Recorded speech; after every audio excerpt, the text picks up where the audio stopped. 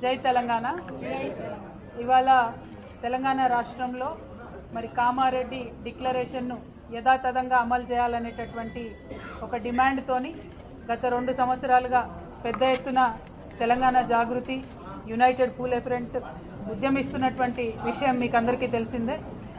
అయితే మన ఉద్యమాలతోని బీసీ బిల్లును అసెంబ్లీలో కౌన్సిల్లో పెట్టి పాస్ చేయించుకోవడం జరిగింది. ఇప్పుడు అది కేంద్ర ప్రభుత్వం దగ్గర రాష్ట్రపతి గారి దగ్గర ఉన్నది. మరి రాష్ట్రపతి గారి దగ్గర నుంచి బిల్లు వెనక్కి రావాలంటే ఇక్కడ ఉండేటటువంటి రాష్ట్ర ప్రభుత్వం కూడా అఖిలపక్షం తీసుకొని వెళ్తామని చెప్పి ఢిల్లీ పైన ఒత్తిడి తీసుకొని వస్తామని చెప్పి ఆనాడు చెప్పడం జరిగింది. కానీ బిల్లు అక్కడికి పోయి 3 నెలలు దాటిపోతున్నా కూడా ఇంతవరకు చడీ చప్పుడు చేయకుండా రాష్ట్ర ప్రభుత్వం ఉండడం బీసీలకు అన్యాయం చేయడంగానే మేము భావిస్తూ ఉన్నాం. అదేవిధంగా మరి ఈ మధ్యలోనే ముఖ్యమంత్రి గారు దాదాపు హాఫ్ సెంచరీ టైమ్స్ అంటే 50 సార్ల పైచిలకు ఢిల్లీకి పోయి వచ్చినా కూడా ఒక్కసారి కూడా ప్రధానమంత్రి గారితోని బీసీ బిల్లు పైన మాట్లాడకపోవడం నిజంగా శోచనీయం.